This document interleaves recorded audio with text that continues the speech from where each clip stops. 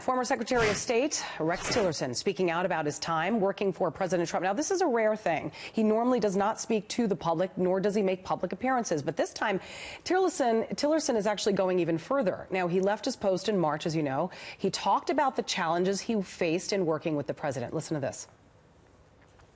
He acts on his instincts. In some respects, that looks like impulsiveness, but it's not his intent to act on impulse. He's pretty undisciplined, doesn't like to read, doesn't read briefing reports, doesn't like to get into the details of a lot of things, but rather just kind of says, look, this is what I believe, and you can try to convince me otherwise, but most of the time you're not going to do that. Jon Summers, former communications director for former Senate Majority Leader Reid, and Lauren Claffey, a former communications director for Senator Saxby Chambliss, joins me now. Lauren, let me ask you first. What do you think of the former Secretary of State? They're speaking so openly to the public about the president. I mean, saying things like the president doesn't read, for example. I think this is probably one of the most unsurprising comments to be coming out of Rex Tillerson, former Secretary of State, that we could have expected. I mean, he has gone kind of underground for the past 9 months, as you mentioned, but everything he said has been things that people already knew about the president. We know that he doesn't like deep policy discussions, but the American people knew that. They knew that when they elected him. If they had wanted somebody who wanted to go into the details on policy discussions, they would have elected Jeb Bush or Hillary Clinton, because they were much more policy-forward candidates. Trump runs the executive branch like a CEO. He is instinctual. He does want other people. He wants to delegate down. He tells people broadly what he believes in, and he doesn't want to get into the nitty-gritty of it. Is that the right thing for the country? You know, that's left to be decided, but it is the way that he chooses to lead, and it is his style of leadership. Yeah, I mean, Jon, Tillerson says that there's no question Russia interfered in our elections. He also said that it was difficult to work with President Trump since they had different styles and they didn't share a value system. Here's the issue here. Tillerson knew who the president was, right, when he took the job? I mean, he knew what he was getting into when he took the position. So then why did he take it? Well, that's a great question to ask him, but I think, you know, I agree with Lauren. I mean, this is really the interesting thing. In any other administration, this would be huge news. This would be on the cover of every paper and dominating cable news. But that's not the case, because this is something that the American people are so used to hearing already. So the fact is that Rex Tillerson, while he said some pretty incredible things, didn't make any news. He pretty much just corroborated everything that we already knew.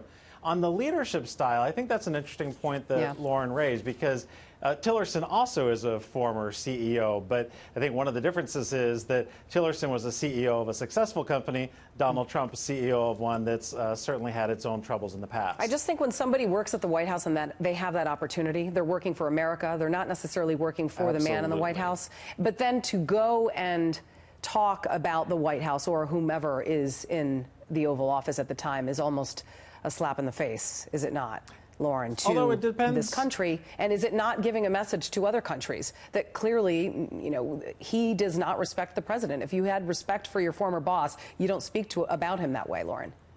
I don't agree with that. I think that we're a democracy where everyone yes, Tillerson served at the pleasure of the president, but because we're a democracy, that means that everyone has a voice, and there does need to be transparency about what is going on in the White House at any given moment. And I don't think that he was also being disrespectful. I mean, he wasn't bashing the president during these remarks. He was very much saying that we disagreed, but that's why I'm not Secretary of State anymore. You know, we didn't see eye to eye, and that was one of the reasons why I left. And he was leaving the president to run the country as he sees fit. And obviously, Pompeo is a much better personality fit for the president in achieving his goals. I got to move on to another topic. The Boston Globe in 2015, they got behind Elizabeth Warren. They wanted her to challenge Hillary Clinton at the time, and now they're changing their tune when it comes to Elizabeth Warren and a possible presidential run in 2020. I want to read part of what the editorial board has out now. A different message. Warren missed her moment in 2016, and there's reason to be skeptical of her prospective candidacy in 2020. While Warren is an ineffective an effective and impactful senator with an important voice nationally, she has become a divisive figure.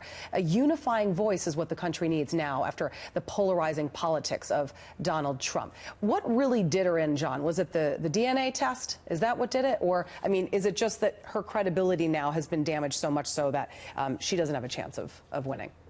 I think you hit the nail right on the head. I mean, I do take issue with this notion that she's a divisive figure. I don't think that's the case at all. I give her a lot of credit for, working hard on progressive issues, things that matter to people like me. But I think the DNA thing was not a smart move. And when you compare her to Donald Trump in this particular situation, it makes it very difficult for her, right? Regardless of what we know about Donald Trump and his loose relationship with the truth, people view him as being someone who's authentic. This has created a situation where she is being viewed as inauthentic, and that creates a contrast that you really don't want to have going into a presidential race. Lauren, I just need you to, we have to go, but I want you to pick up on John's description of the president's loose relationship with the truth. I'll let you take that one, and then we got to go. I think the president speaks as truthfully as he can in the moment, and I think that narrative is overdone. All right. Just needed to get it fair and balanced in the end here. Thank you very much. Jon Summers, Lauren Claffey, great to see you both. Thank you. Thank you.